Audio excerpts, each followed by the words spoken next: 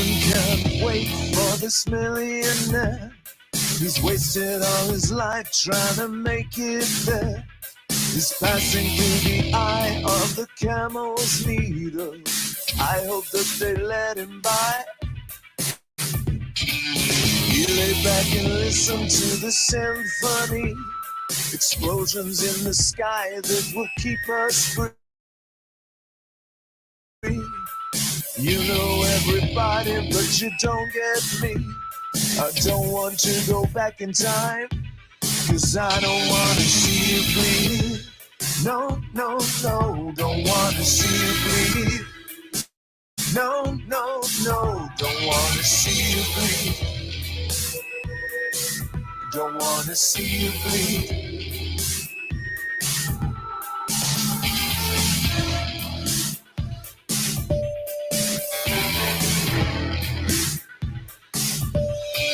Think about the moments that you like to see.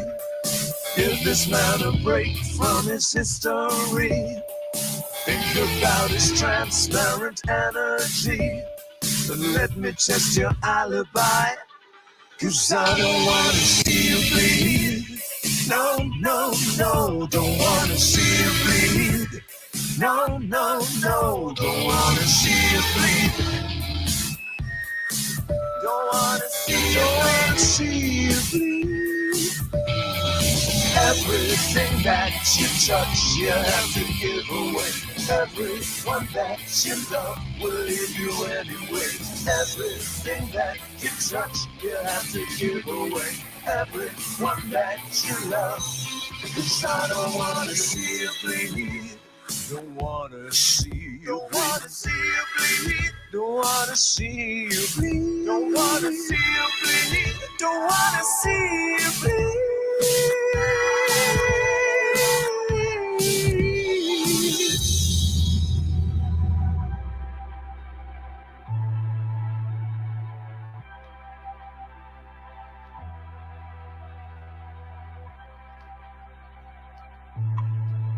Well, ladies and gentlemen, what can I tell you? Amazing. Let's keep going.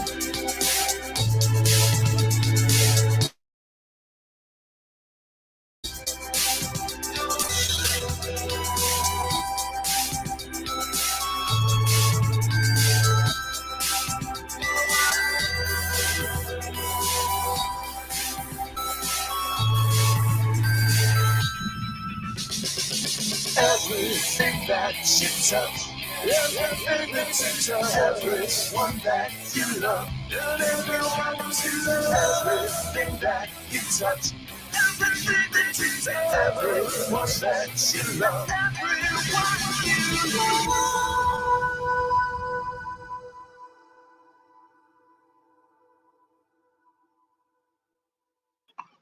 Oh my goodness. Like when you talk about hitting it right, sir. Ladies and gentlemen, let me introduce it. My name is Paul Carpenter. This is On the Road in the Waves and On the Other Side. And we are on episode 67. I need to change that. So I have a guest for you today who I am completely super stoked to have. And his name is Julian Shah-Tayler. He is a musician, and his bio is amazing. His music's obviously amazing. I'm bringing him on stage right now. Ladies and gentlemen, welcome Julian Shah-Tayler. Hey, Julian, how are we doing? Hello, Paul. How are you? I'm beautiful, man. I would like to say that immediately from that track that I got David Bowie vibes hard from you, man, which is super cool. Because we don't have a David Bowie in our generation, you know what I mean? Mm-hmm. It's been said. Yeah, the voice, you have a very similar tonality to your voice that he did, which is very cool. It's a very cool thing. I have nothing against it in any way, shape, or form. I think the man was a genius of his time, and I think that on many levels you are as well. I have a question when it comes to the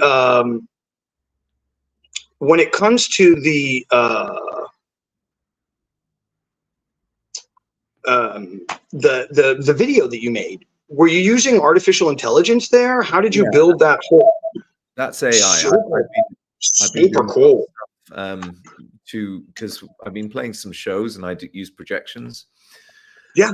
And the AI that I've been using, I mean, I just don't have the money to pay a proper artist, and it's unfortunately just a fact of the reality of it. So so yeah, it's an AI program that I programmed in the Japanese woodcuts. It felt right for the song.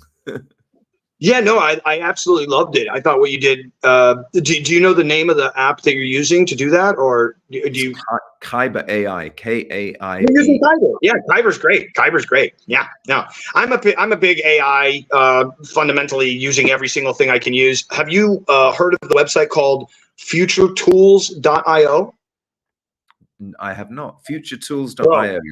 Bro, you are about to love me. You are about to love me, Julian. Go check out futuretools.io. It has it's a list of every AI that's on the internet.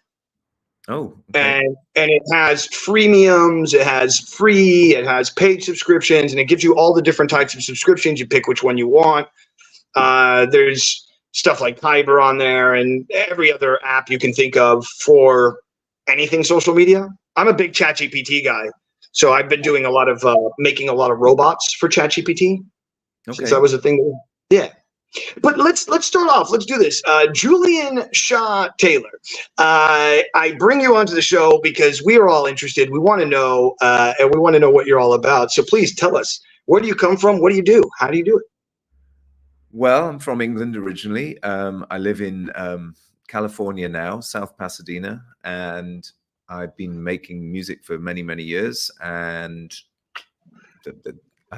that's it, really. I mean, I guess music's catharsis for me. It's the thing that I do daily. So every day I'm doing something. I mean, whether I'm doing remixes with David J or from Bauhaus or working with other artists. I mean, I've got the next record. I've got a bunch of the people who played with Bowie on my record. Wow. Is, you know, they're I've performed with many of them, and you know, I've got one of the guys from Morrissey's band who's played on one of my songs, and so yeah. I mean, I've been around the music business for a while, so I know these people personally, and they were interested in working with me, so that's good. But mostly I do stuff on my own, to be honest. I mean, it's quite a solitary existence, writing and performing all this stuff for me, but decided this year is going to be my collaborative year. So good. By all means, are you making a lot of short form content as well for the internet, or not really? I don't really know what that question means. So like short form, like 1 minute videos that would be like on TikTok or YouTube or any of that? I dip my toe in it. I'm not really inspired by that whole thing. I mean, I find 1 minute content is a bit too frivolous for me. I mean, I do sometimes. I have a TikTok and I cut down the videos that I'm releasing, and sometimes make a video for, you know, with Kyber mostly, and just put it up with the music on. But to be honest, I just don't. I'm not good at marketing. I get it. You don't have to. I get it, and I understand where you're coming from. I'm a marketing guy. Like, that's my thing. So when someone has music or has art, and that's the first thing I want to know. Like, well, how are you promoting it? What are you doing to push it out? How are you know? Because that's the first thing that pops in my mind. And then while you're talking, it also bubbles up a question, which is this idea of solitude that you're living in. Do you feel like you have to be in solitude to be able to find the places that you find? No, not really. I mean, you have to experience life to write about it, right? So, I mean, I'm constantly touring. I'm always, like, every weekend pretty much. So I'm always out amongst people. I'm not always playing originals, but when I do play originals, people really like it. So, and as you mentioned, Bowie, obviously, people enjoy the Bowie-ness of it, I guess. People who like Bowie and like Depeche Mode, which is relevant to me, generally like my music. So when I perform in front of them, they really like it. And I've sold more CDs this last year than I ever have in my life before, which is interesting because it's That's supposed amazing. to be a format, but it isn't. Yeah. So the reason that I asked about short form content is there's an artist on TikTok. His name is Connor Price. I talk about him a lot on the show because he's making $260,000 a month. And he gravitated towards TikTok. Now, mind you, he's doing super tours now. He's selling out big venues, but it all happened from, and if you want to look it up when you get a chance, it's look up Connor Price Carrot song. And it's a carrot flute. And he's a rapper. And his whole content is him shooting himself as different people in the situation of being in a production room. So he's the producer behind making the beats, but he's also the guy who walks in to the studio to record a new song. Seen him. I'm sure you've seen him. He's super popular. So like, and I've also helped create for other people ideas like this. So yeah, that would be my first thing for you. If you've done really well with CDs and you're pushing them out and they're selling, then that means that the relevancy is there. And all you need to do is, there's a website called video.ai, which will take any long form content and shoot out like 31-minute videos. So like, for instance, I could take this 1.5 hour long or whatever long we end up talking. I could take all of that and then just throw it into a video and it just shoots out 10 videos that are 1 minute a piece that I could just start popping off. And, these are the things that we were talking about, whatever. Right. So, yeah. And then the other thing I would ask for you is, are you too busy to start your own podcast? I am. I started one, and I did some interviews, long form interviews, and I still have them sitting on my hard drive. They're with rock stars and producers who I know, and it was it's a lot of work. Because I was making the first one I did, I cut it into, it was Nick Launay, who's a very famous producer, worked with Nick Cave and the AAS and Arcade Fire and all those guys, but he's a good friend of mine. And so I cut it up, but I wanted to make it like basically a short form documentary. My background, I've made documentaries, or I've done short form documentary in the past. And so I cut up the interview and did some fun stuff with it, and it was taking me a long time. So all the interviews I did like 2 hours with Mike Score from Flock of Seagulls. I did around an hour and a half with Michael Aston from Gene Loves Jezebel. I did Carmine Rojas, who played bass with David Bowie, and Nick Launay. Those were the first 4 I did. And of course I have these great interviews sitting on my hard drive, but if I want to make it interesting and cool, it's going to take me 20 hours per interview. For sure. Good. So yeah, it got put on hiatus because this week I'm home for 3 days. Right. And I'm out on tour. And it's very, very difficult to concentrate on doing this stuff on a plane, for example, because you have to access the internet to bring in, photographs and content and all that sort of stuff. So I'm eminently capable of it. And I have got, as I say, 4 major interviews in my hard drive, and I still haven't had the chance to put them out. Man, if I were you, I would send it to a VA, a virtual assistant, get someone to edit for you. I know it may not be the way that you want in the end, but I would put that content out, man. It's not going to work. I'm very, my vision for it is very idiosyncratic. It works along my lines. There's no way a virtual assistant could do anything related to that. Right. Or even an editor, because you have your style, you know what you want, you have your flaws. Yeah, I get it. I'm not no complaints on it. The editing that's the issue. The editing is simple. It's the content that goes over. Like, for example, I source photographs of Nick's parents, for example, and then I make funny comments on the photographs to make the interview interesting and drive it along. There's no person on the planet who would be able to do what I would do in that. Except. So I've given myself a massive task, and eventually I'll do it. But good.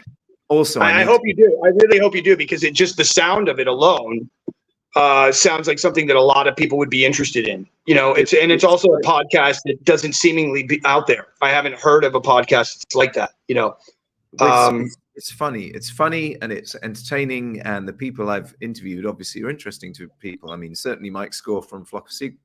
We've been on tour with Flock of Seagulls recently, and people love him. I mean, he's a old school new wave, you know, legend. So sure. I have a whole hour. I remember the hair. There's no hair.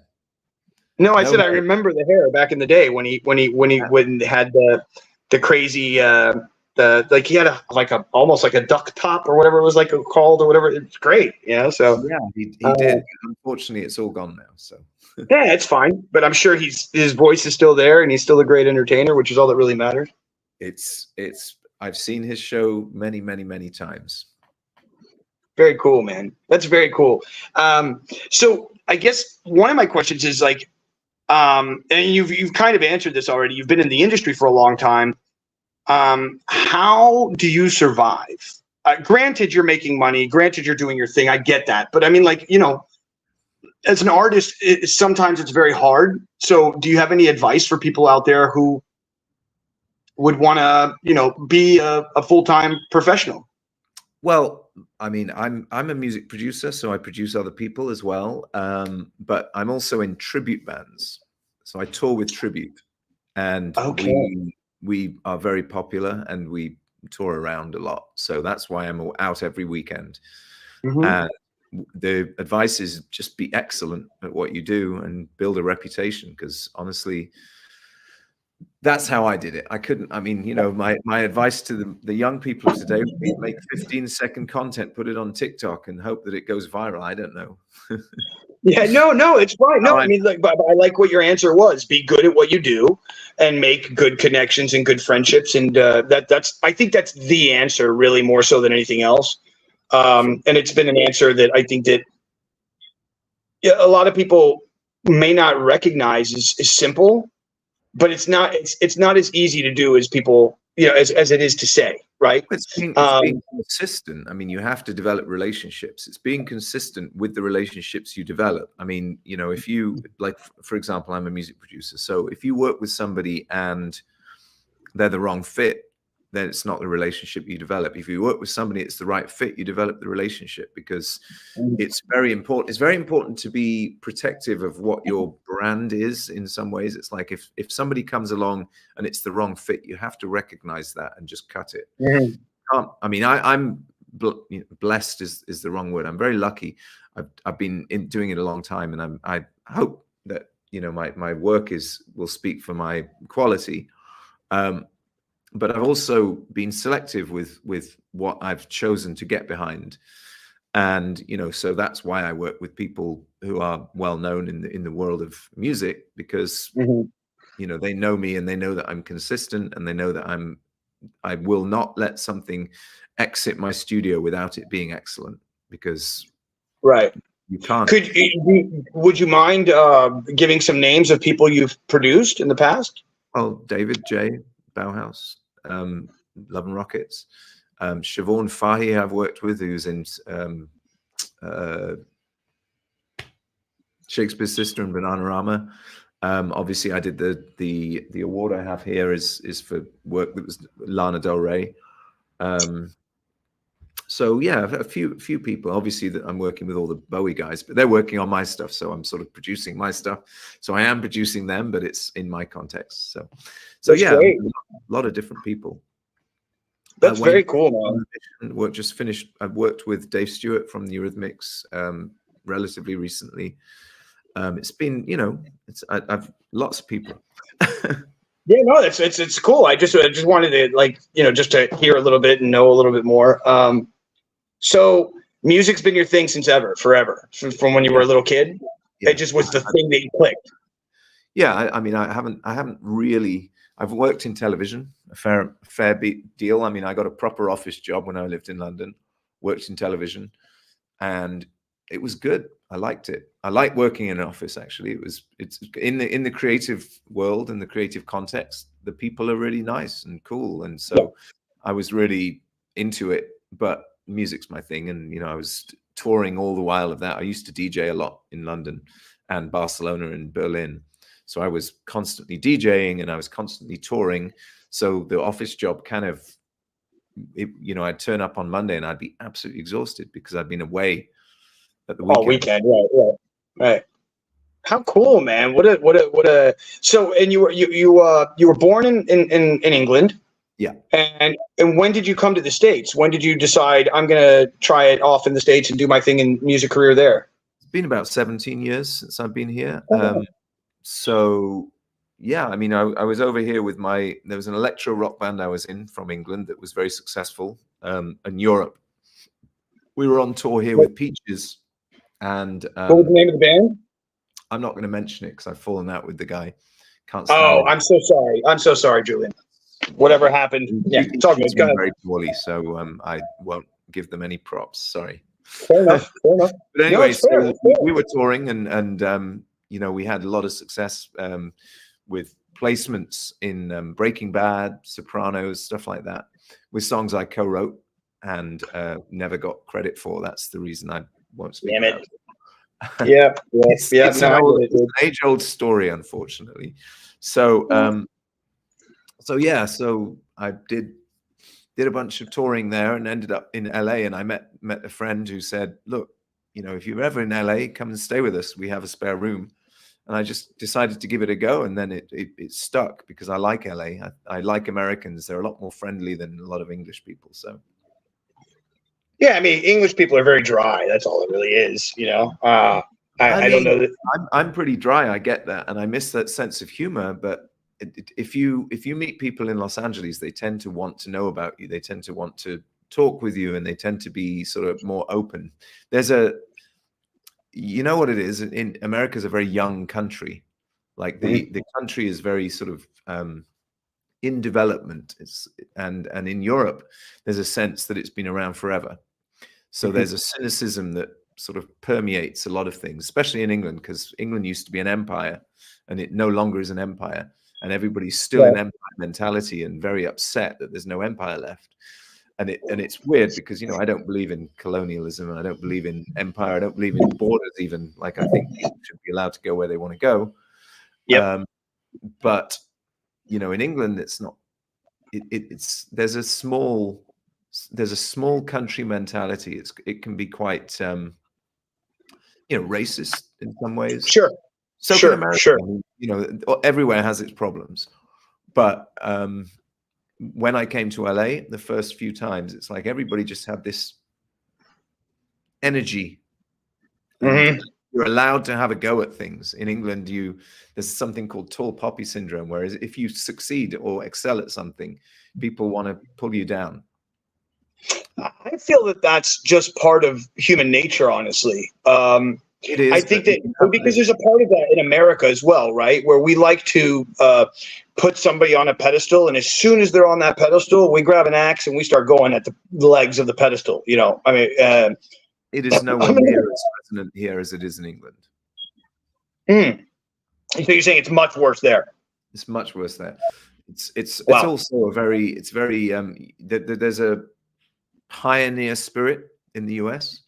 Where if you are prepared to put the time in and the effort and you do it yourself and all that sort of stuff, people respect that.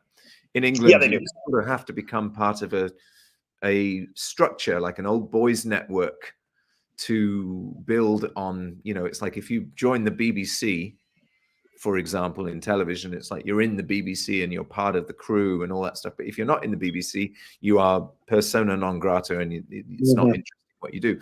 So here, at least, there are all these sort of plucky individualists who can go and do their own thing, and it's an indie spirit that in England doesn't really exist that much, I guess. I understand that. I can see that as well. I spent a good 3 months in London, so I can attest to what you're saying. I can feel that. So like, where does it take you? Where's your like your flow taking you now? I mean, you're obviously in this new album that you're writing.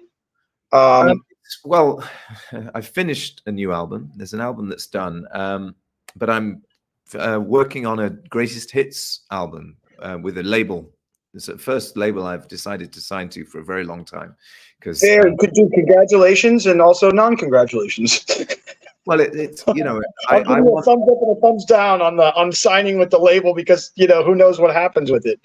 Well, the good thing about having a greatest hits is that I own everything already that's already on Spotify and all that stuff. So the greatest hits will be owned by the label, but it will be owned in the new versions of the greatest hits. So it's like, if you imagine Taylor's version, we're re-recording and remixing the old hits. And the big thing that will come through that is the marketing capacity of the label, because that's the thing you need from a label, is the marketing, or the marketing. It's in the end, like I was just talking to Matis Yahu's son, who's putting out an album right now. Mm-hmm. And I talked to him about the same thing. He's like, I want to sign a label. I want to get onto a label. And I'm like, do you really though? I mean, look at Tom McDonald, who has 14 like platinum albums, and he's never signed to a label. He's in LA. It's just him and his wife, and they do everything in a studio at their house. And you have a point, and I absolutely, for a while I spent a lot of time in developing my marketing skills. But if you don't have a team, and a team can be you and your wife, that sounds great.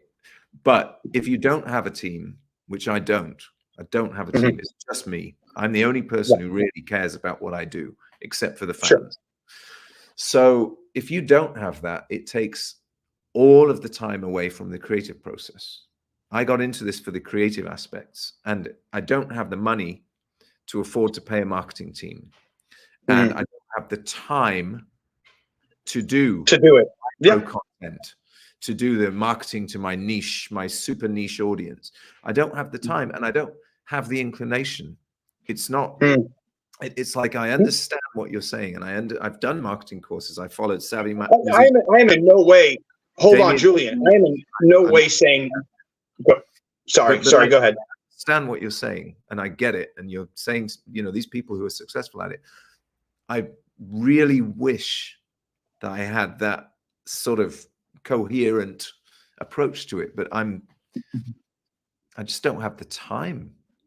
That's fine. And I have no anger against it. What I was trying to say was, when I was speaking to Matis Yahu's son and we were talking about it, he said, like, I need the label to become well known. It's the only way it's going to happen. And I was like, man, I hear what you're saying.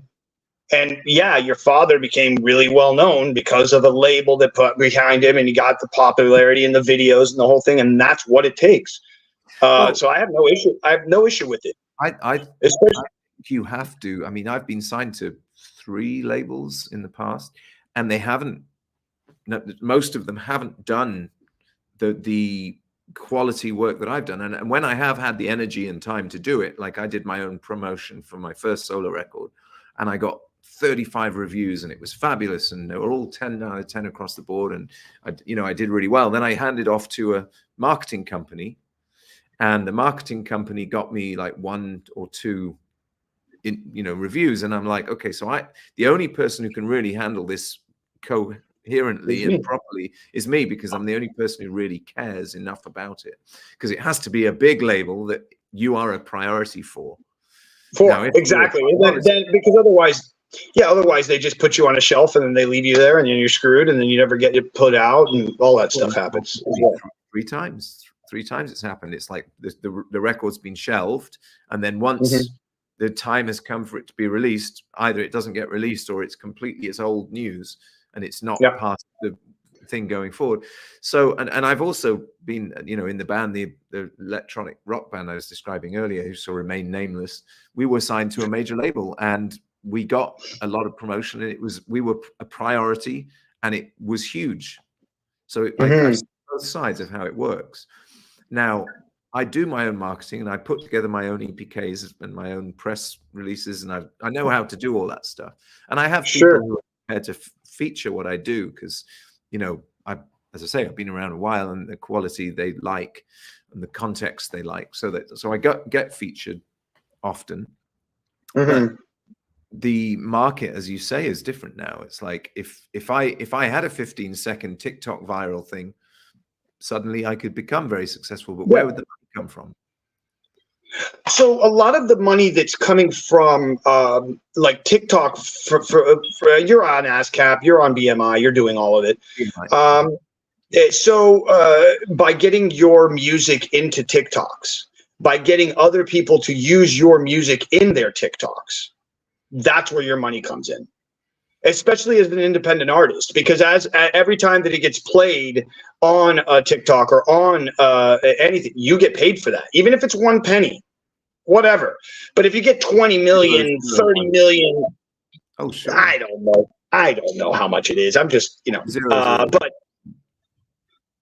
I'm sure it's almost nothing. But let's say one song takes off and everybody and their mother is using that song for their TikTok, and 4 or 5 of those videos get millions and millions of views. Bro, that's money in your pocket at the end of the month. It may not be a lot of money, but it's money in your pocket at the end of the month.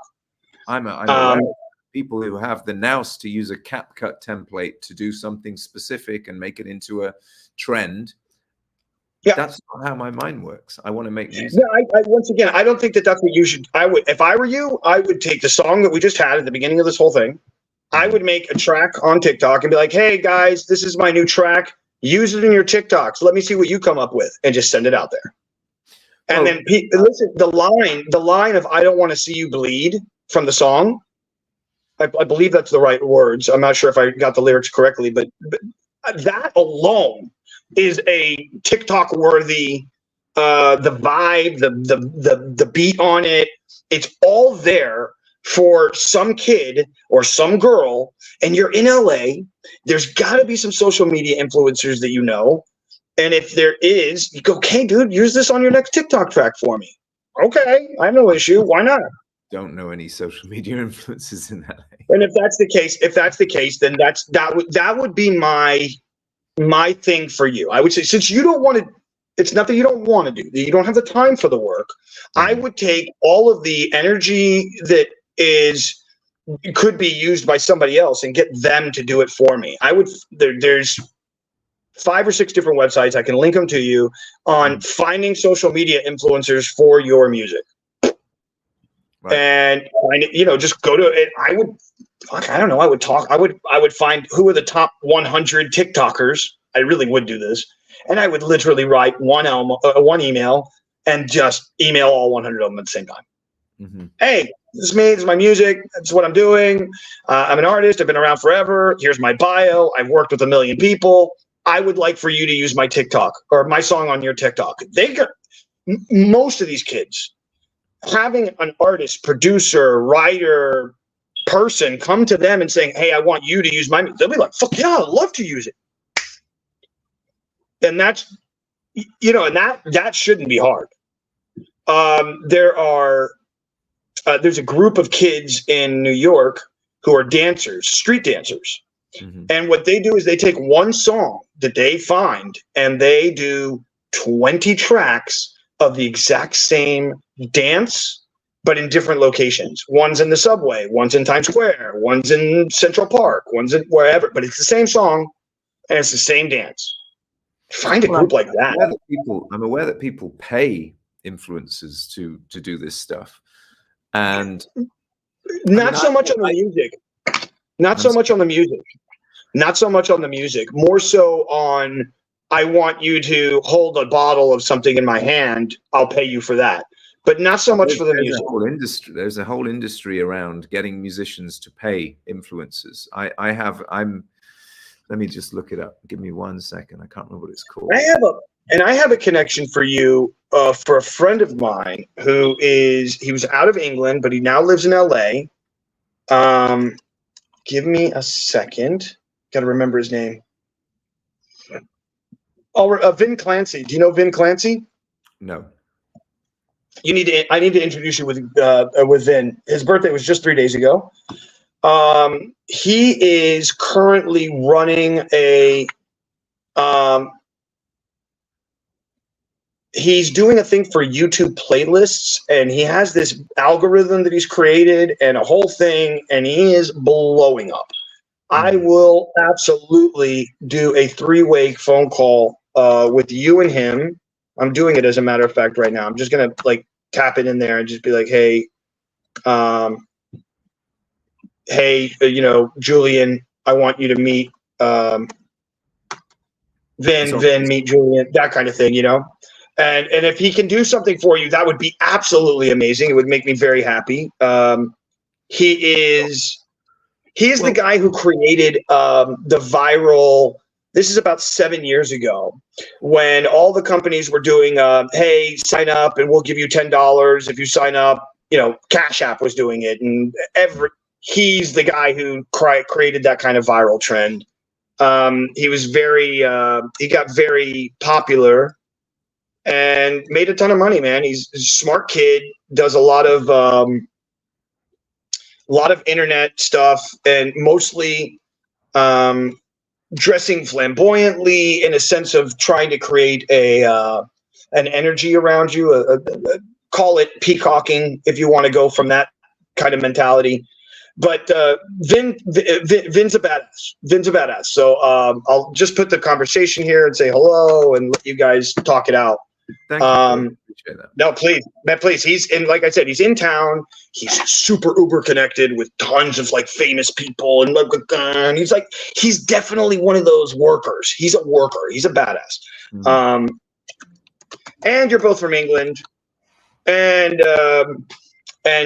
we have hey John. We have John came in. He's watching from Kenya tonight. So thank you, John, for coming in and watch. He says, John says, and I guess we'll do it together here, you and I, Julian. He says, prayers for my orphanage here in Kenya. We really have some challenges, lack of food. So I am sending a ton of positive love, light, energy towards you, John, for even what you're doing in the first place. I would like to find out if somehow or another you can get in touch with Mr. Beast, since he's doing so many things in Kenya and Africa right now. That's who I would be reaching out to. But let's get back to Julian here. Julian, are you also an artist as well? Do you paint and draw? No. Okay, but you do like to do like visual stuff on the internet, because I've been looking at some of your photos and some of the stuff, and it seems like you're the one who's doing like I don't know. I do most of my own designs just because, as I say, it's I don't have any money. So I love you, dude. I love your honesty and your rawness, dude. I'm the indie guy all the way, because I would love for to really understand how the viral thing works, because I have so much. Bleed is my new single, but it isn't the most viral stuff that I could say. I mean, I have plenty of songs which belong in those contexts, but it's just a matter of getting them out there. I mean, the reason I'm working with the label this year is because they have one artist who's got 1 billion streams. He went big on TikTok, and it was they work in the CapCut thing, so you get it's where it's at. I mean, it's where it's at, right. And I see, to me, it's like my brain has just processed the idea that TikTok exists. And I'm like, I don't care. I don't care about social media. What I care about is writing music, reaching people, and expressing emotion and connecting with people and catharsis for myself. That's what I care about. Social media just seems like it is an ephemeral thing. And I don't think what I have to say on the daily, and every day I take a picture of myself and wear a special outfit and dance around a certain way. I don't think anybody should care about that. I think people should care about something with heft and weight and legitimacy and validity. And social media seems to have removed that all of those things conversation from our culture. And I find it hard to get rid of that mentality from my head, even though I know it's necessary. I am with you. It's the double-edged sword of entertainment. Like, I remember someone said to me, it's showbiz entertainment. Which one's longer of the two words? And I was like, Like, what? I was like, entertainment's longer than showbiz. He goes, okay, well, that's the thing that you need to be working on is the entertainment, the business of it all. There's so many people in this world, unfortunately, that are absolutely horrible artists that get tons of play because all they did was work on the business and not the music. And it's obvious, I get it. And you know, I understand the problem is with me. And it's not you. No, it's not. Stop it, Julian. It's not you. No, it's 100%. It's like if I were to concentrate on one thing and focus on one thing and making that big, then everything else makes more sense. I spent my youth, you know, growing up in London, avoiding the idea of fame, because in England, fame, as I say, the whole tall poppy syndrome, it's baked deep into my psyche, right? So if you're famous or you seek fame, then you are somehow, you know, not legitimate. A sellout. Yeah, you're a sellout. I remember from when I was a kid, I remember when I was 19 and 20 years old, and we're about the same age, I think, that it was in high school that if you got a sponsorship deal, you were a sellout.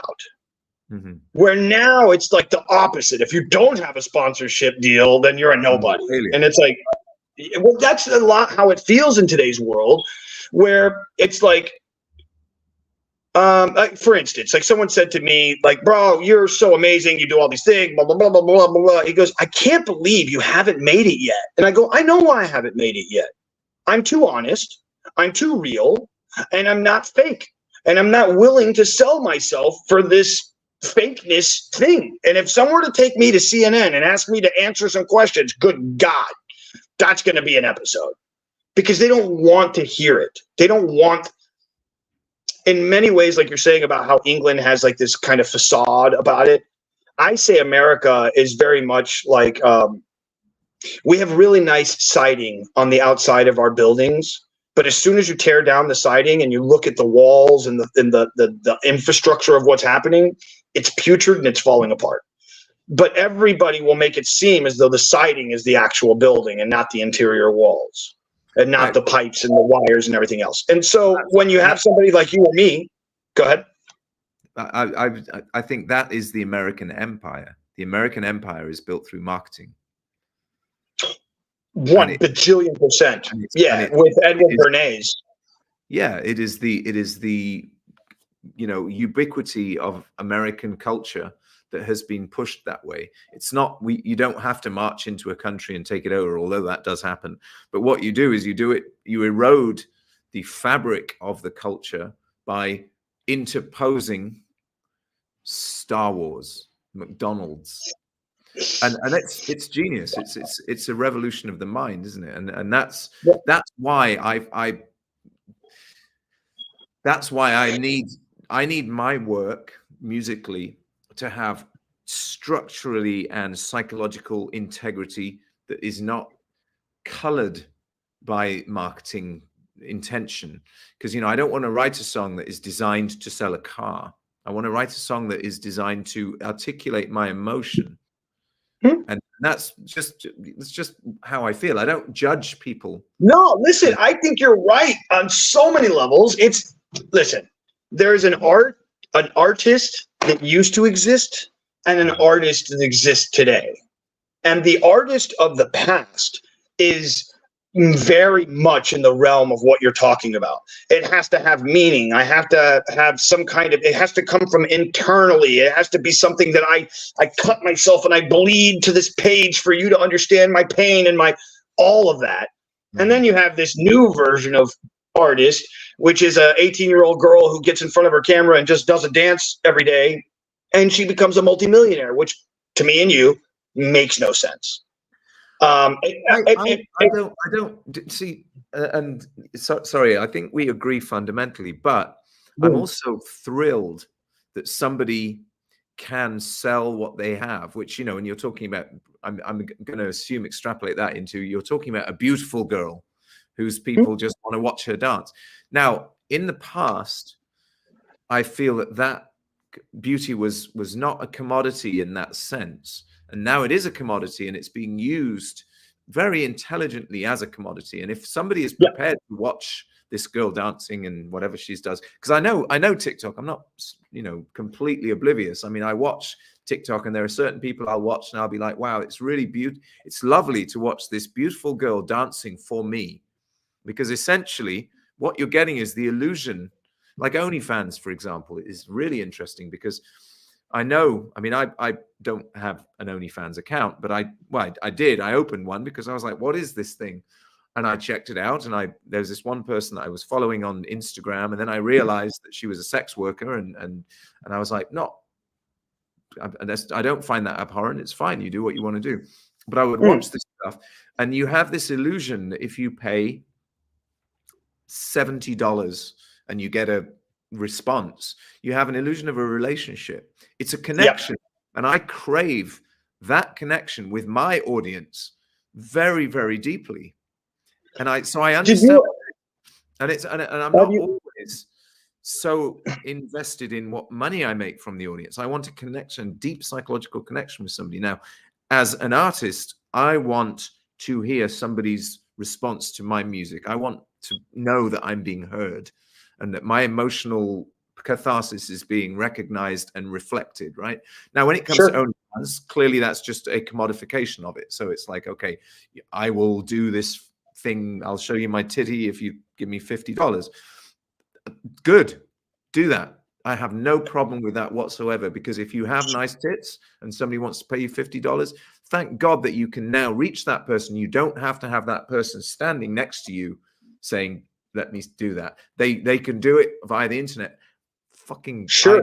I celebrate that for those. Yes, I do as well. I have a double-edged sword towards the whole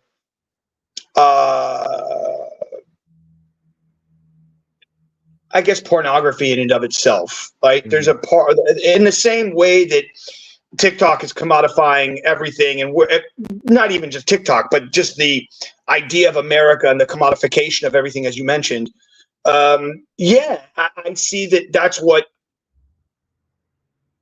Oh, you disappeared. Yeah, I came back. It just commodifies the act of sex, and therefore we start to have feminist movement that is like, I don't need a man, I don't want a man, but it's only because you're getting money from the man so that you don't have to want the man. That's my opinion towards it. When I see it, there's a lot of women who will work on OnlyFans job and then start to hate men even more.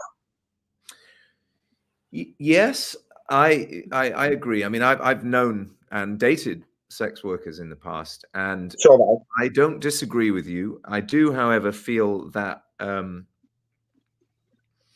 people should have the means to do what they need to do, and the way that's, you know, the world is structured is that it's been something where that has been looked down on and legislated against. Right now, something like OnlyFans gives power into the hands of, and I agree, there is a corrosive there's a corrosive aspect to it for the people who are involved in that world. And I know, and I've witnessed it really deeply, and I understand that. However, you should be given the choice to do that, right? I mean, yeah, me and you need to have more conversations, Julian, even off camera, because there's so much of us that you're saying that I just click into. I agree with having choice. I think that people don't recognize the extent of their choices for later on in life, if that makes sense. The ramifications of doing something. The ramifications of being on an OnlyFans girl, or what happens when, like, yeah, I don't know. If you know the numbers of OnlyFans, it's a very small percentage that actually make it. If somebody has chosen to go on to OnlyFans and commodify themselves in that way, you may be having to address something that's happened prior to the OnlyFans ramifications. Oh, 100%. So I hear what you're saying. I just think that if somebody's going to go on OnlyFans, I celebrate it. Very few, I think a small percentage of people do it, but the ones that do it deserve to make money doing it. That's all I'm saying. No, I don't disagree with that. I just feel bad for because I myself have been, I won an AVN award So I've been in a porn film. Not that I was a non-sexual actor in the porn film, but I have a lot of porn friends, people that are very, very well known in the industry. And I even had a friend of mine who had a 5-bedroom house in the Upper Hills, and 3 of the people that lived there were porn stars. Mm-hmm. And one of them had a scene with more than, I think, 5 or 6 men. And 6 months or 8 months later, she attempted suicide. Mm-hmm. And it was all based on the trauma that she's dealing with. Sure. Granted, there was a lot of trauma prior to getting there. Right. But nonetheless, that she doesn't need to compound the trauma by getting into that world. I understand what you're saying, and I agree. And that's my only thing, Julia, and it has nothing to do with what we're talking about, what we're really talking about, because it has nothing to do. It's not the OnlyFans. It's not you want to be transsexual. It's not this. It's none of those things.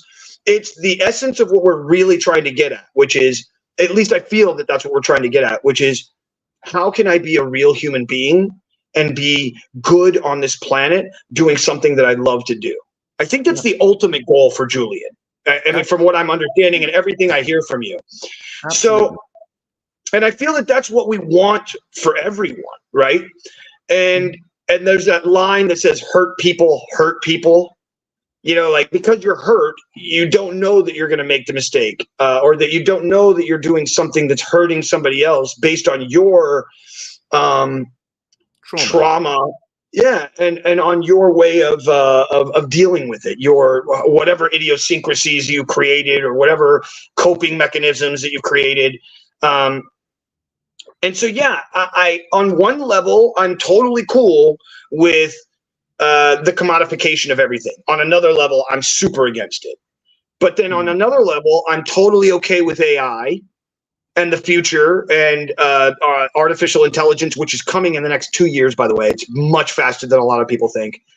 Mm-hmm. And maybe even we'll start seeing something at the end of this year where we're starting to get an actual general intelligence. Maybe not super intelligence. I think super intelligence is about 8 years away, 5 to 8. But once that happens, it's the end of the end of humanity as we know it. And I talk about this a lot. I talk about how transhumanism leads to eugenics. The whole concept of genetic manipulation, because if that's, you just take it down to a very simple task, which is, if the computer is set to only make us better and make us have a better life, it's going to want to clean our DNA, period. Because that's what it would do. It would say, well, you have Alzheimer's and you've got cancer and you've got this and you've got that. Well, I got to get rid of all those things so you guys can last longer. But in doing that, that's eugenics. That is a Pandora's box that we probably shouldn't address in this interview. Because it goes. But the reason that I bring it up is the style of music that you create is electronic style. It is based in this idea of electronica, right? And so I bring to you that question of, how do you, since we were talking about one thing and how we kind of deal with TikTok and whether I want to deal with it or not, how do you play with that new world? Being that, like, your video is an AI video. Well, the name, if you can see, I'm going under my own name, Julian Shah-Tayler, but I developed a brand, the Singularity Music, a long time ago, and then my manager at the time said, you got to get rid of that. It's because it's me on my own a lot of the time, so it's not a band. We don't have a band. I haven't created a band to record with. So the Singularity Music is referencing, obviously, you're talking about transhumanism. You're talking about a lot of stuff that Robert Kurzweil was talking about in the Singularities era. Obviously, I'm referencing that. And my music is not just electronic. There's a lot of guitars. There's a lot of, I want to use every tool at my disposal, whether that be AI, whether that be, my synths, whether that be, but everything I do is human. Like, I control everything that's doing that. And I understand AI will eventually take a more prominent role. I don't think your timeline is necessarily correct. I think that because I've got a lot of friends in the inside of the game, like very deep, and I know I'm right. Like I know I'm right. You don't have to. Like unfortunately, Julian, I've seen it. I've already gotten to interact with it. It's here. It's already here. It's just not been shown to the public yet. Okay. All right. Well, I will. I hope you're right. I think that, you know, if we have, I don't think there's such a. I'm not worried about it, and I can see that you are slightly. So no, I'm absolutely. There's a double-edged sword here. Once again, there's a part of me that believes that having in my pocket or having in my ear my own Tony Robbins would absolutely change the world. I get to choose my Deepak Chopra, Tony Robbins character that's in my head all day long, telling me how to be a better person, how to live a better life, and how to all of those things. Plus, I have an artificial intelligence that's directing me towards conversations and people that it believes is going to have a better result for me, for my outcome of what it is that I'm trying to accomplish. Woof. I have no issues with that. Mm-hmm. I do have issues with the amount of what's the word I'm looking for here? Security, because with as they say, when you give up freedoms, you give up securities. Different forms of freedoms, you're giving up things, right? So for safety for freedom is the correlation, I believe. So I have a lot of freedom, but because of my freedom, I have to give up certain things that I want in my life or I don't want in my life to have that freedom. And so, is it really freedom? And we're already there now, right? When we look at the word freedom, and I'm like, oh, I'm a free American. Like, yeah, you're kind of free American because if you do this, or this, you ain't free no more. So how free is a society that has rules, but then how free is a society that has artificial intelligence? That's where my libertarian to me. Huh? You sound like a libertarian to me. I think I'm more of a Republican than I am a libertarian in the sense that I don't really believe in the idea of anarchy in the sense of like, and I feel like libertarians are a little bit more towards that ideology, more leftist leaning in the sense that I feel that laws are necessary. Just in the same way that we have street lights in the street, if we didn't have them, we would have accidents everywhere. So there is a part of that where I believe, sure, we need to have some rule of law, some. How much? I don't know. But I think that that's something that we've been dealing with for what we know of as being like the last 5,000 years that we've been around. Not mentioning the Younger Dryas, the floods that we're just now finding that there's stuff that's 13,000, 20,000 years old, and we've been here a lot longer than we thought. So, man, so much to talk about, Julian. We could be here for days and days like this. I feel it. You have such an intelligent, philosophical, beautiful soul. And I could literally have conversations with you all day long about how you feel about the things and your perspective on them. It's a beautiful thing. You are.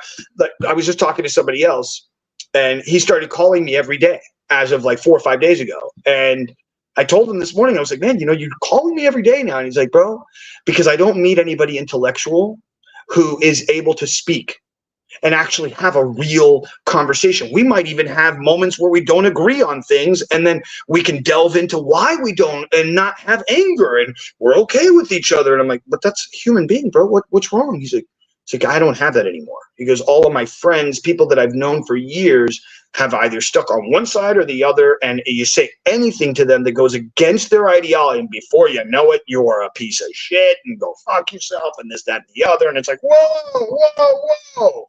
How is it that I can't have my own opinion? Isn't that the natural extrapolation of the marketing thing? It's like people are marketing heavily on ideological politics, and I'm so weary after the end of the Trump administration, there was so much division. I mean, whether I'm not going to go on either side in this conversation because I can't be bothered. But it was a polarization. It was massively polarized, and it was marketed to be polarized. And it's unfortunate because what I want to do, as I said, like I've written a song which is political. My producer I was working with, who used to work with Stevie Wonder, wanted me to write a few more political things because he's very heavily left, and I love him dearly, and we share a lot of the same views. But it's not my commentary. My commentary is on the emotional tones. My commentary is on the psychological tones. It is not in a political sphere. I have very strong political beliefs. A lot of my friends are very strongly political, and I disagree with them on some things, and I agree with them wholeheartedly on others. And the point is that the truth is somewhere in the middle on everything. So what I want out of life is to treat people well and give kindness into the world. And kindness, because I have a little 9-year-old, I have a 9-year-old daughter. Wow. And what I want is for her to experience kindness where she lives, where she goes, amongst the people she hangs out with. And that's the only thing that matters. Wow. And so if you get into political discussions, I actually had I split up with my ex-girlfriend over this idea that, you can be so invested in political thought that you have no control over. Even if you're heavily invested, it's fine to be heavily invested. You can really, really hate toothbrushes and spend your time railing against toothbrushes and say toothbrushes is a tool of the government to keep big dentistry in lithium, the whole, or whatever it is, that they're putting in there. Big dentistry is toothbrushes. Forget the toothpaste. I don't want that discussion. Big dentistry is controlling the government by making us sell the idea you have to clean your teeth every day. But you can be invested in it. But if you're not going to do anything about it, don't go down a YouTube rabbit hole talking about big dentistry controlling the universe. It's the stupidest waste of one's mental energy to do that. Right? Sure. So if you have a political ideology that you feel strongly about, do something about it or ignore it. That's the way and it's like I read my paper of choice is The Atlantic, and I do read, and I'm aware of issues, and then I also did a philosophy degree, and my philosophy degree had a large percentage of it was dealing with logic and logical thought, and obviously the Socratic method and all that sort of stuff. And what I see in people's arguments, and it's very difficult for me because people have an argument, a political argument, and I can see all the logical fallacies that have led them to this belief system. And if I point it out, they feel undermined and intellectually dwarfed, and it makes me the bad guy because I'm then diminishing them in some way. And it's unfortunate because I wish it could be expressed in a way so I'm helping them get through this sort of stumbling block that they're having intellectually that leads them to the wrong conclusion, because there are wrong conclusions in these situations. There are also opinion-based conclusions as well, but there are some wrong conclusions. And if I show you your wrong conclusion, I'm a bad guy. Yeah. Of course, but it's always been that way, Julian. I mean, look at it hasn't been that obvious for a long time. Yeah, I hear what you're saying, but I feel as though at the same time it's kind of always been that way in the sense that that's how humanity kind of grows on some level. You know what I mean? Does that make sense? Like I don't really follow. There's a great quote that I want to share. That Eleanor Roosevelt says, "Great minds talk about ideas, small minds talk about people." There's a larger version here. It's great minds discuss ideas, average minds discuss events, small minds discuss people. Sure. That was Eleanor Roosevelt. So to me, that says that there's like 3 types of people in this world. Or maybe even just saying that is divisive. I mean, I believe everybody is shades on a spectrum, and I tour a lot, so I meet people. I meet smart people. I meet stupid people. That's also divisive. But when I say stupid people, what I'm saying is I'll meet that person, I'll talk to them. And what's the Einstein quote? If you judge everybody, if you judge a fish with its ability to ride a bike, you'll see the fish as stupid, right? But the point is, it's like a lot of people I encounter have something that is absolutely fascinating, and they have great, deep interest and knowledge in. If you talk to them about political divides, I mean, like this last weekend we were in the Chicago area, and I had two people this weekend saying how America's this awful place, and everybody, you know, government's terrible and everything's terrible in America. And I was like, well, have you ever been to Iran? Have you ever been to South Korea? Have you seen privileges? Sorry. That's so true, though.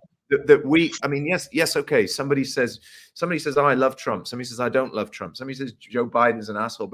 But do you have a roof over your head? Are you allowed to do what you want to do? Do you have food that you can access daily? Now, these privileges that you have grown to accept exist in America to such a degree that, and I know the people I was talking with, I mean, you know, hate to say it, but white and privileged, they have so much, and they are believing this media narrative that everything's divided and everybody's polarized. And it's like, yes, if you choose that, if you choose to go into a conversation with somebody and denigrate them for their belief system, then you are divided. Yes. But if you choose to see each individual, each person that exists in the world as a truly separate but part of a collective, and if they are part of humanity as a group, and you are part of humanity as a group, there's connection more than there is division, because you live in the world and you are able to access food, and you live and you care about your friends and your family. That is more important than whether I believe in abortion or not abortion. Yeah, 100%, 100%, 100%.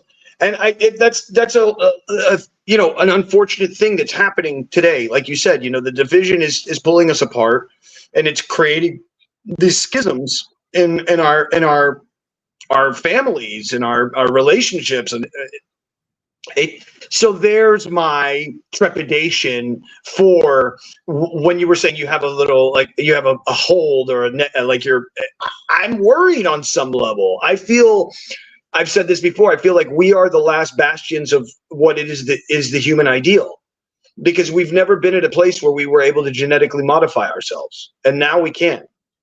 This is true, but you know, the Huguenots introduced the spinning jenny, and everybody was up in arms because, you know, oh, the spinning jenny is going to put everybody out of a job. This, you know, that because, you know, spinning, you know. Sure. I understand.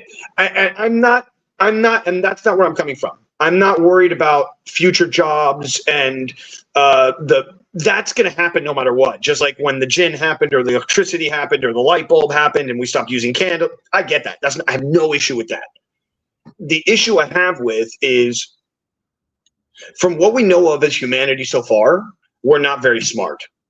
That's just the gist of things. Like, when you look at the realm of what we've created and what we do, we're not smart with how we take an atomic bomb, for instance, or we weren't smart about it in the sense of we were doing it only out of war, not out of scientific want to try and make a better place. No, we were straight wanting to kill people, and they wanted to kill us, so let's make it first, so they don't have the gun that we have. This is true, Paul, but you're talking about the people in power. You're not talking about the collective will of humanity. And that's a different thing. The collective will of humanity is completely different. The collective will of humanity is one where I think wholeheartedly, in every country that I've ever traveled to, and I've done some like 28, 29, almost 30 countries now. Every time I'm in another country other than the United States, it's, I love you, please come to my house, let me feed you, let me show you our culture. And that is the essence of humanity. Without a shadow of a doubt in my mind, because I haven't been anywhere. I mean, I've lived with Bedouins for a month and a half in Sinai, Egypt. You know, they're running guns during the Egyptian Spring with AK-47s and a bunch of Sidewinder missiles on the back of camels. You know, but they gave me a free place to live and a food and everything that I could ever want to just be comfortable. And they didn't care how long I stayed. It's baked into the culture, especially of nomadic people. It's baked into the culture that you look after people, and I mean it's interesting you've been there, because my background, my grandfather's Pakistani, so I have a lot of Muslim relations, and I've been to Pakistan a few times before the Troubles really sort of shut it down to Westerners, and the generosity and the sweet nature of those people is without reproach. It's absolutely ridiculous. It's on another level. It's like it's something that what's really sad is that we're the richest country in the world, and less than 10% have passports. Sure, that's it. It's sad. It's a rite of passage from people who are in Australia, people who are in all of Europe. As soon as you graduate high school, bro, go. Check out the world for a year and then come back and go do something. Go to Bali, Indonesia for 6 months and go be a freak and go live your life for a second. Just go see the world instead of being conditioned, which is what it is, from birth to be a patriot to a piece of land that has no bearing on anything. As you and I both agree, I don't believe in lines in the sand. I think they're stupid. But I also understand why they're there, so it's like I'm a very devil's advocate on anything I stand on. Well, and I do that. It's weird. I mean, I despise and abhor Henry Kissinger, for example. Terrible human being, in just all around. If you've ever read the book by Christopher Hitchens about Kissinger, it's interesting. However, Kissinger did see how to keep America as the preeminent power in the world, and he saw it in a very cold light. Yep. And he saw it objectively in the sense, okay, is America going to be the preeminent power in the world? This is how we will do it objectively. And he was right. And that's unfortunate. I mean, because we benefit, and this is another thing. It's like, these people I talked to this weekend. It's like we benefit as Americans living in America from America running the oil business on the petrodollar. And even though, if we were to look at it and say, well, it's not fair, no, it isn't fair. But then fairness does not exist in humanity. Right. Kindness does not exist in humanity. We are tribal, we are simian, we are monkeys with guns, and we exist in that context. So my instinct towards kindness and all that sort of stuff is kind of not applicable in a realpolitik sense in the world, because if I was kind to everybody, I'd probably be living on the street because I'd give my shoes to somebody who needs my shoes. So you have to sort of walk that line, don't you? As a resident of the world, you have to walk that line between what is going to benefit me and what is going to benefit humanity at large. And if you can make those lines align, if you will, you're doing the best you can. And doing the best you can is all you can do. And the best I can, I used to run a children's charity in LA, because I was listening to a lot of Alan Watts. And you mentioned Eckhart Tolle. I mean, I was listening to a lot of that stuff, and I was feeling so blessed. I'm a musician, and I express myself for a living, and people resonate with it, and they love that. So I felt so happy about that. I said, I have to give something back. Tony Robbins, even, I listened to some of his stuff, and he's like, you give something back, because the abundance returns threefold, or whatever the maths and woo-woo nonsense is. But so I started this children's charity, and I was like, this is really important to me. And I went down to Watts, and I would teach these kids music, and it was marvelous. It's because they were just being dumped in this after school program that nobody was looking after them, and we were helping them. We bought instruments and we played, and then I loved it. It fed my soul. It's like, feeding the homeless, that sort of stuff feeds your soul, and it's necessary. And then my daughter arrived, and then I realized this is the one that I really have to care about, because if I spend my time feeding my soul, looking after these kids in Watts, I'm not doing it to the one that's the most important in the world to me, and that's her. And I want that for her. I want my full time and attention to be for her when I can be here. So powerful, Julian. That states a lot. That states a lot for the statement, the comment of like, I can't, you can't take care of anyone else until you're taking care of yourself concept, Yeah. and you can't have a beautiful human being in this world when you're not taking the time to create a beautiful human being. I totally know. I totally wholeheartedly understand what you're saying, and I totally agree.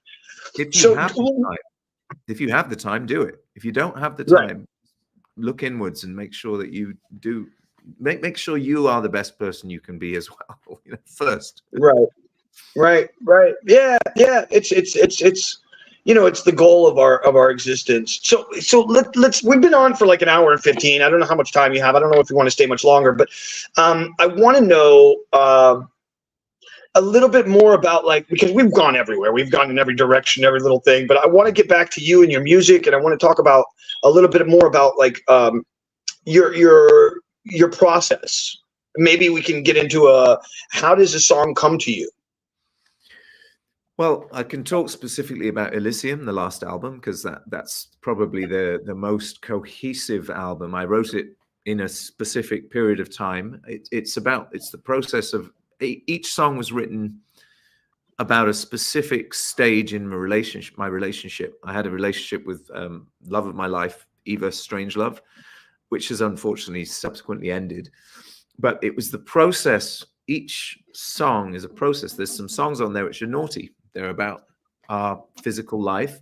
And there are some songs which are about my emotional life. There's songs about, when we broke up and everything was going wrong. And so that was that album. I mean, as far as writing the music, stuff like that, like I borrowed David J's bass. He came and did some recording with me. David from Bauhaus, Love and Rockets.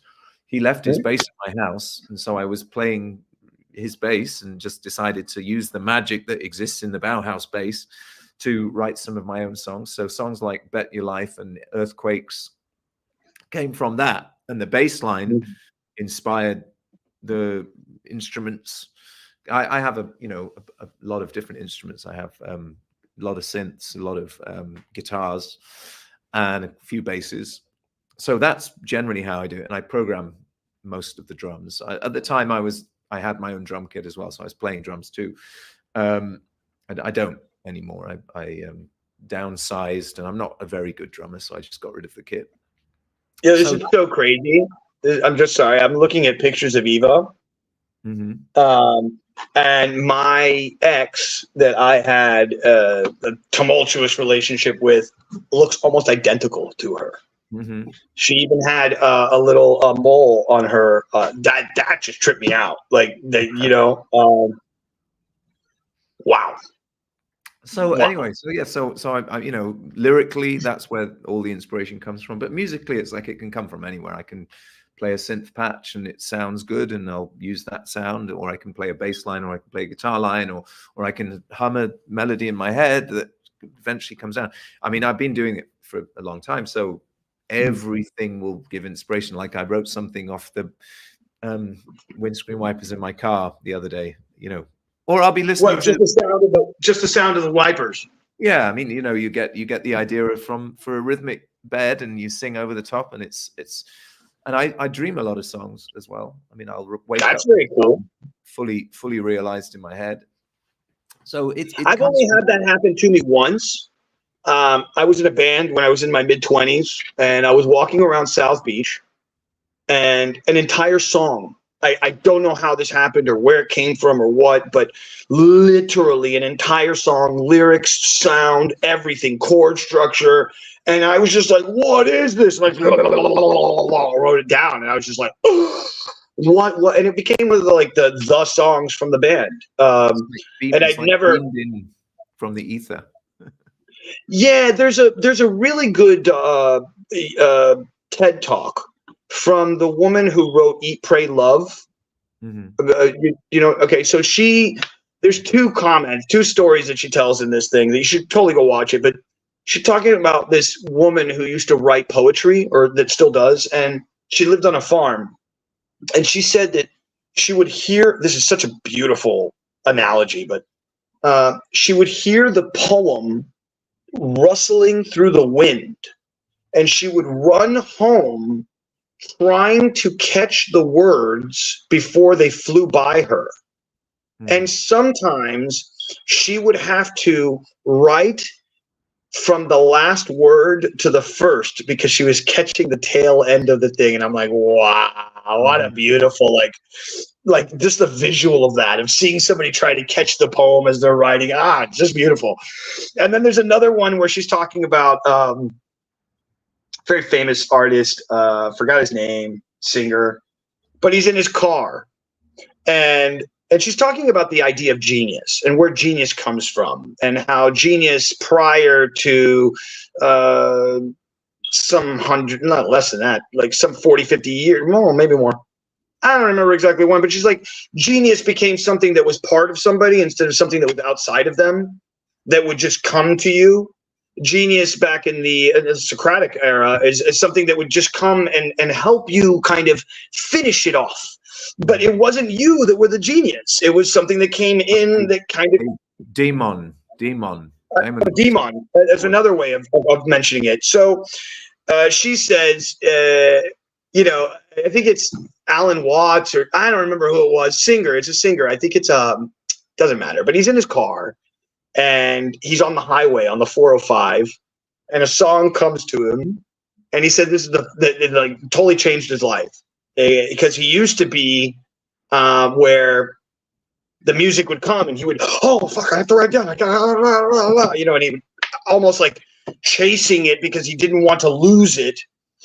And then all of a sudden this happens. He's on the highway, he's in the middle of traffic, and this song comes to him, and he just looks around for a piece of paper, and he stops, and he looks up into the sky, and he goes, dude, I'm fucking driving right now. So if you need to have me sing the song, come back to me when I'm not driving, because I can't write it down right now. And it was just that power of having the ability to turn it on and off, I think, is what she was trying to talk about. And just I watched the TED Talk. I'll send it to you after this. It's just gorgeous. The way that she talks about how she's like, some people are just able to write a book, and I don't. I'm a mule. I literally take one step at a time, and I don't like it, and I step in crap, and I don't know how I'm doing it, and it takes me forever to get to that place. And she also talks about her fame of the book, and it's great. So she says, you know, when I told everybody I was going to be a writer, they looked at me and go, well, you want to be a writer? Are you sure you want to be a writer? There's not that much money in writing. I don't know. And then I had this book, and it went really well. And those same people came back to me saying, oh my God, such a great book. It's an amazing book. But do you feel that maybe it's going to be the only thing you ever write? Do you think maybe it's going to be like the best that you ever did? And then that's it. And that's it. And that is it. And she's like, it's so funny to me that, like, no matter what I'm doing, I'm always hearing these things from people about what it could have been, or what it or how much, or what it can't be, or all these things from all this external BS that I don't need to be the artist that I am. And so I totally, to put a bow to the beginning of our conversation, I totally understand why you are producing things on your own, and you're wanting to do it by yourself and not be overwhelmed by a million different pieces of money or marketing or this, that, and the other. Like you said, the guy who wanted you to write more political, and you're like, I just can't do that. It's not my thing. Mm-hmm. So I get it, bro. Julian, I want to hang out with you more often, bro. I want to go to LA and hang out with you, bro. You were just and I'll say the same thing Jay said to me the other day. I don't find people that have, and maybe I don't know.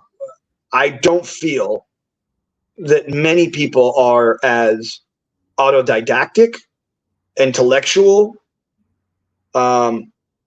willing to have a conversation and not and be okay with having something not be it just doesn't seem like that's the norm anymore, Julian. So it's so nice to have had a conversation with you and get to, delve into your mind a bit.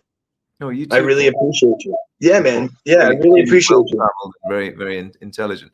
I have to go, so it's been a wonderful conversation. Is there a way I can share this to my pages and all that stuff? Yeah. So it's on my Facebook. It's also on my YouTube. I'll send you a link to the YouTube link so you can share that with everybody you want. But before we go, and before you go, if you wouldn't mind, give a brief how people can find you. It's already in the bio, but if you wouldn't mind, just how people can find you, find your music and all that. I'm most active on Instagram and Facebook at the moment. I'm trying to develop a TikTok. I'm trying to do the 15-second videos and stuff like that, but I'm inconsistent because I'm so busy all the time. But yeah, so Facebook, and it's the Singularity Music, Facebook, the Singularity Music, I think. And I think it's Instagram, _Singularity_music as well. So yeah, okay. I would. And once again, I know that it's in the bio. Everything that you just said is in the bio that you sent to me earlier. So I know it's there. I didn't put like the entire bio, but I just put the top part. But anybody who wants to find you they can see this video. They can go straight to you and find you either way. Julian, thank you so much for your time today, man. I really appreciate it. Cool. And also, and I'm not just saying this, please, let's keep in touch so we can talk some more. I would love to hang out with you some more, man. Absolutely. If you're in LA, you definitely look us up. Yeah, and if you ever want to go to the Magic Castle, you let me know. I'll get you in. Wonderful. Thank you. I appreciate you and a friend, let me know. I can get you in whenever you want. Just let me know. Appreciate that. I love that place. I've been there many times. Yeah, it's the best. It's the best. And you don't have to go and do the dinner thing with my passes. So you can just go. Oh, the dinner thing's fun. I like it. I like the dinner thing. It's a fun place, dude. The place is a fun, cool, weird puzzle room space. I don't know. It's magical when you walk through it. Piano. Yeah, of course. The piano's great. She's listen, again, thank you for your time, man, and we'll see you soon. Thank you, Paul. See you no worries, man. Bye-bye. Yeah. Oh my God. Every episode is so good.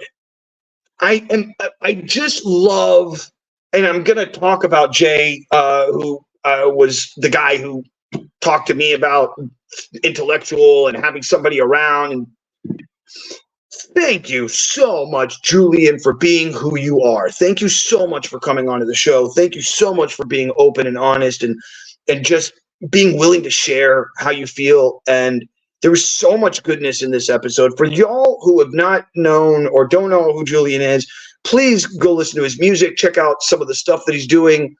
And with that, my friends, whoa. And with that, my friends, if you would not mind, please go onto the world, do something nice for somebody else. If you can't do something nice for yourself, it does start with you. Number 2, don't get caught up in all the crazy things in this world, because if you do, then you end up crazy and it's not good for you or me. And number 3, if you would not mind, please like, share, subscribe, send this message out to somebody who would like to see it. From the bottom of my heart, I thank you all. I really do. And I will see you all on the other side.